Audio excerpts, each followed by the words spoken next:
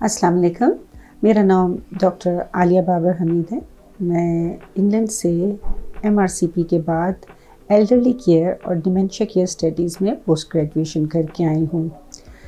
मेरे आज की टॉक का मकसद है कि आप लोगों को एक ऐसी बीमारी के बारे में बताना जो कि कॉमन तो बहुत ज़्यादा है, लेकिन उसके बारे में इतना ज़्यादा मालूमात अवेलेबल नहीं है। इसको डिमेंशिया कहते हैं। डिमेंशिया एक बीमारी नहीं है, बल्कि आप समझिए कि एक छतरी है जिसके नीचे बहुत सारी मिलती जुलती ज़हनी बीमारियां हैं।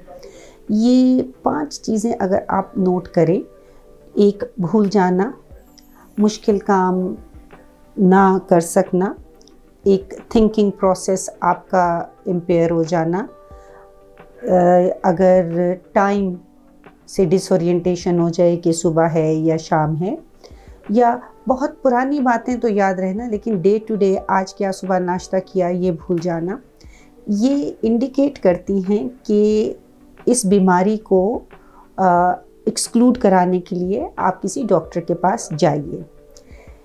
डिमेंशिया ज़रूरी नहीं कि हर एल्डरली पर्सन को हो, हर बूढ़े आदमी या बूढ़ी औरत को ये नहीं होता। इसलिए अगर ऐसी कोई भी आपको सिम्टम नज़र आए, अलामत नज़र आए, तो प्लीज़ किसी अच्छे न्यूरोलॉजिस्ट या जेरिएट्रिशियन से फ़ौरन आप इसके बारे में मालूमात हासिल करें और असेसमेंट करवाइए। बहुत सारी वजूहात हैं जो कि आजकल के ज़माने में जिस तरीके से हमारा रहना सहना है वो इसकी तरफ कंट्रीब्यूट करते हैं।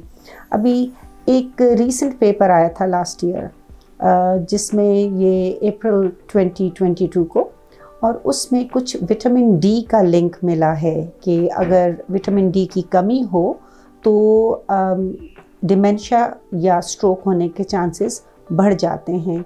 हमारे पाकिस्तान में मेरी अपनी प्रैक्टिस के दौरान मैंने बहुत सारे विटामिन डी की डेफिशिएंसी के मरीज़ देखे हैं।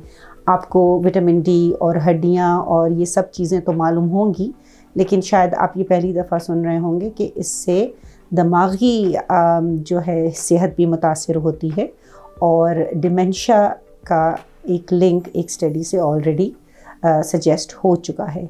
तो मेरी गुजारिश है कि अपने विटामिन डी भी चेक कीजिए, और ये तो एक आसानी से करेक्ट होने वाला सिस्टम है, ये ज़रूर कीजिए।